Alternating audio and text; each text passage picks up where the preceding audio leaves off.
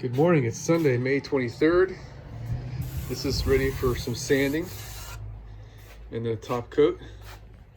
Showed this before. This is my all-time favorite primer. It really sticks. You get it on you and you gotta like scrub it to get it off, man. It really sticks. And it makes for a nice surface to paint, and it sands very easy. It's very hard once it cures, and you can sand it and it does not clog the sandpaper. So the little woman's gonna work on that. I wanna show you what I got going on here. We used 3/4 inch plywood to line the sides of the bus. And you know, it's solid stuff, man. And so I went with that because then I can attach to anywhere on the side of the bus, and it's good and structural, right? Just all I need to do is put wood screws in it. But where we kind of goofed is we used drywall joint compound. Let me back up a little bit. We used drywall joint compound over the whole sheet and sanded it, and it worked absolutely fabulously to fill in the grain and irregularities. It's a great, easy sanding putty. But we also used it, we did the grain fill before we installed it. But then after we installed it, we used the joint compound and just covered up the seams and the screw heads. And it did not work well for that. What's happened is the wood has shrunk from being in this air-conditioned environment in our bus, and with the sun shining in here and all that, it's gotten very dry in here, and the seams have opened, which is no big deal for most of the area. It doesn't matter. I think there's a seam behind here, and we're not going to do a thing with it. Yeah, there's one right there. We got the one here I just showed you at the front. There's going to be a table here. A fold down table, but we're going to fix that one. These are going to have tile over it, so we don't have to worry about any of these cracks. And these are going to have tile over it. We don't have to worry about those cracks. These are in the closet, and I'm just going to smear a little caulking in there. I don't think I'm going to put too much effort in it. There's going to be a shelf right here, so we won't even be able to see this seam unless we bend way down and look under the shelf. So all we got is this, and I will be caulking this up here. I haven't got to it yet. And this side, it's the same as what I just showed you on the opposite side, except there's not going to be a shelf in it, but it's in a closet, so we're not going to worry about that. Over here, on the other hand, this is the back of our shower. This is going to be tiled. We don't have to worry about what that's going to look like, but I want to make it waterproof. We're going to be using Red Guard waterproofing in here. But before I use the Red Guard, because I know that's Red Guard will shrink when it cures if it's too thick. And then it shrink and crack, that is. So I'm going to fill all these cracks here with caulking. And I'm going to try using caulking. I don't know what I'm going to use on these nail heads, man. Caulking is not the right thing.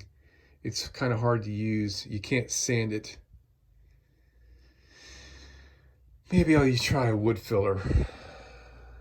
This wood filler I got works really well. It sands super easy. But I think it's pretty much the same thing as joint compound. And then we got a little crack over here on this that we're going to fix. Let me show you the joint filler I have. All right, I've been using this. We got a tube of white here. And this is called Natural, which is about the same color as pine. Sands really easy. It dries very quick. Repair cracks and gouges and holes. Shrink and crack resistant. Strong nail and screw anchoring, dries hard, smooth finish. Easy water cleanup. It does work great. So I guess we'll use that on the screw heads. I can use the white This is brand new. We haven't even opened this one yet. So we'll give it a shot. Maybe it's the best thing since mashed potatoes. Who knows? But I'm going to be using this. This is my all-time favorite caulking poly seam seal. Stuff works great. Very easy to use. So I'm going to use this in the crack, and we'll see how that goes. All right, so a lot of people struggle using caulking, and I say that, maybe I should say some people, only because I've seen the results of their work on various things.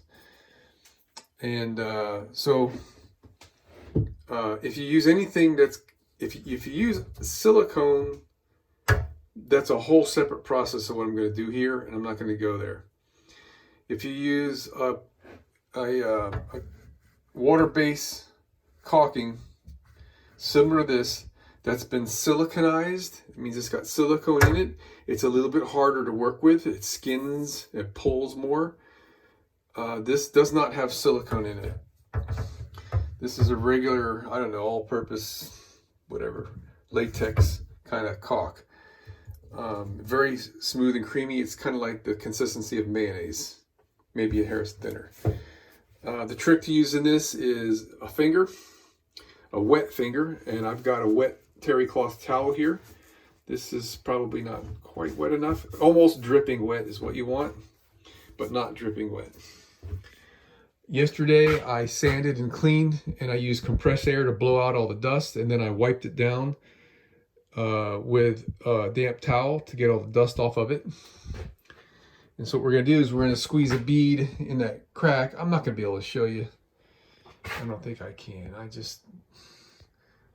I can't flip the video around. Let me see if I can do this.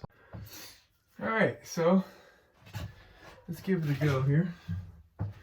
Damp towel. We'll just moisten up the area a little bit so it'll flow a little nicer.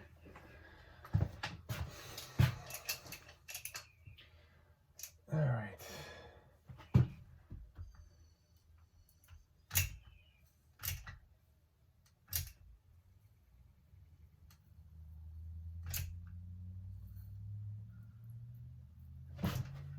So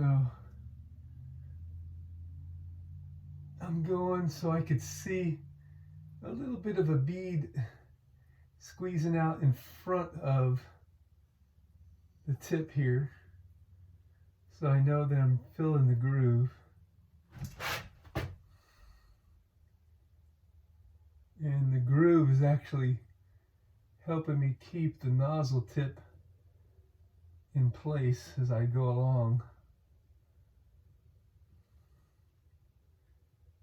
And I'm squeezing at the rate to keep that bead in front. I call it like a bow wave on a boat, right? My progress forward is controlled by how hard I'm squeezing. I can speed it up here. Just squeeze a little harder. All right, let me come from this side. I don't know if I'm videoing myself doing this very well. So, like I said earlier, we're going to be putting the red guard here, but I'm not following the groove very well here.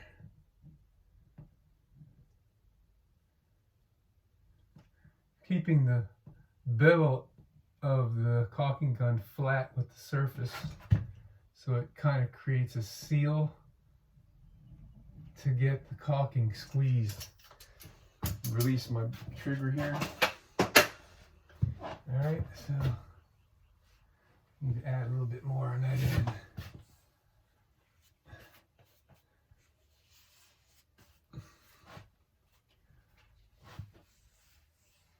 Alright, so where we want smoothness, we're going to wipe directly with the towel. towel's going to leave lines and streaks and stuff because of the terry.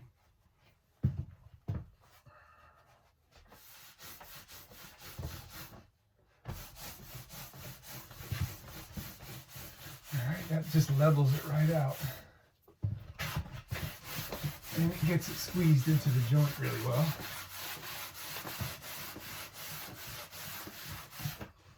Okay. And if we want to get rid of those little lines, we can give it a light wipe like that. All right, let me get this vertical seam.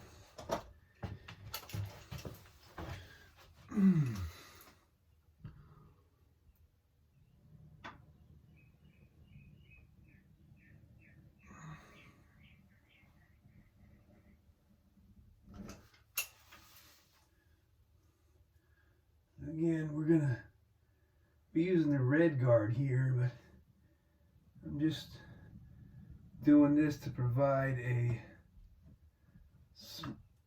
more or less solid surface for the red guard to go on. So the red guard doesn't have to go in this crack. Okay. This doesn't really have to look good here, but we'll smooth it out like that.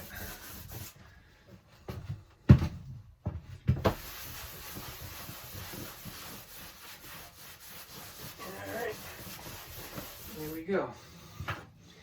Perfect caulking job.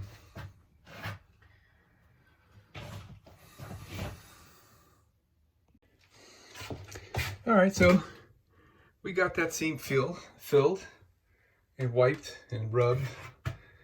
And I went ahead and filled these about halfway full of the same poly seam seal caulking. And I only went halfway because I thought it was too thick. I mean, too large of an area to fill. It would take forever to cure. So, you know, I just kind of got it rubbed in there to fill the void some. And then while I was here, I noticed we had some cracks and stuff. So I just rubbed a bead and then wiped it off of some of the cracks in here. It's just overkill. Screw heads. Okay. They're not by any means flat, but they're sealed up. And the red guard won't have to fill that much volume on the screw heads. These guys here, I think tomorrow or next day, I'll come and add some more of the latex caulk to that. I also went and smeared latex caulking in the holes and sealed. Just kind of rubbed it in there with my finger and then wiped it off with the towel.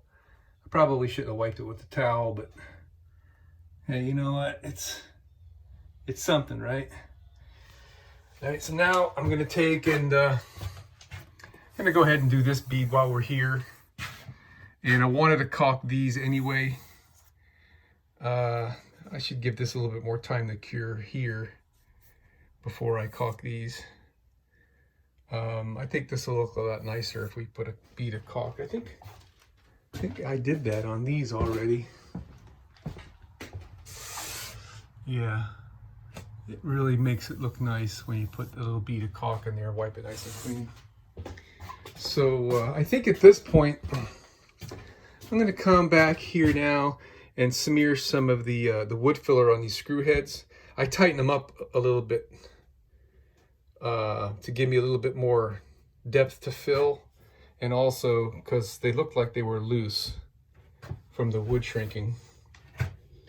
So, well, it's the best you can do, right? That's all you can do. All right, so couldn't find my putty knife, so I got this piece of leftover brass. It's a little more rigid than I like. And I opened this thing up, and we actually did use this stuff some. So let's give this shit a go here.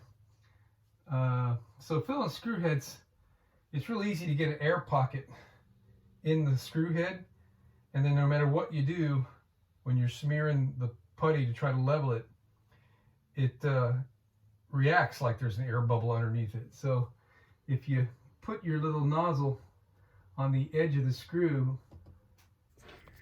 All right, I'm gonna put it right here. Okay, and then when I squeeze,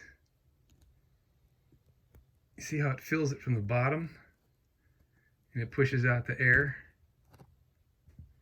That's my little trick for filling screw heads.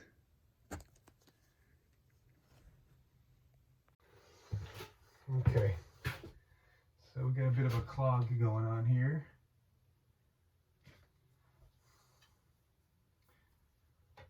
I'm going to use a real flat approach and really spread. This stuff doesn't like to be worked much. You got to be quick with it. 1 or 2 shots is all it really likes. All right, here now it's coming out a little bit thinner. I'll just leave that. All right, just more of the same.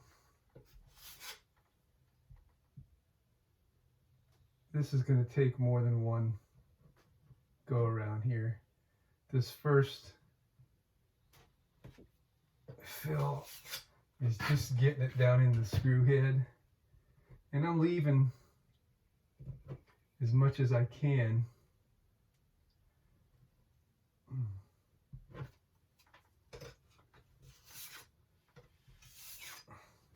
So I don't have to come back a second time and fill it.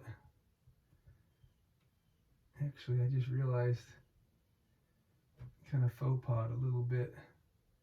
I don't need to use this fill once we get past this line right here. So we got a little bit of a damage in the wood there. All right, on the right side of that line, this is all going to be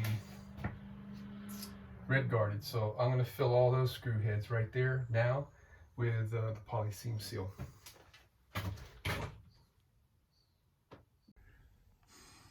All right, I just made a great video that I didn't hit record on, showing you how I did this. But same dealio, is just you put a bead, rub your finger down to get the caulk to squeeze up in the crack.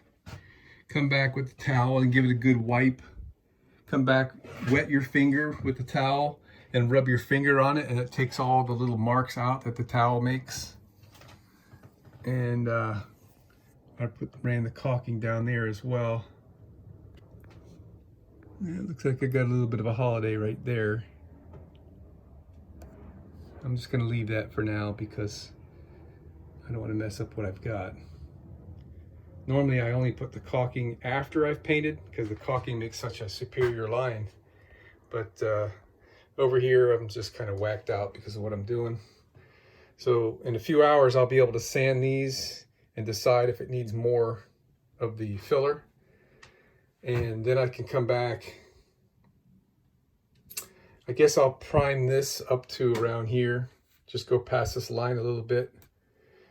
And then we could put the top coat paint over that. Again, just past this line a little bit. And yeah,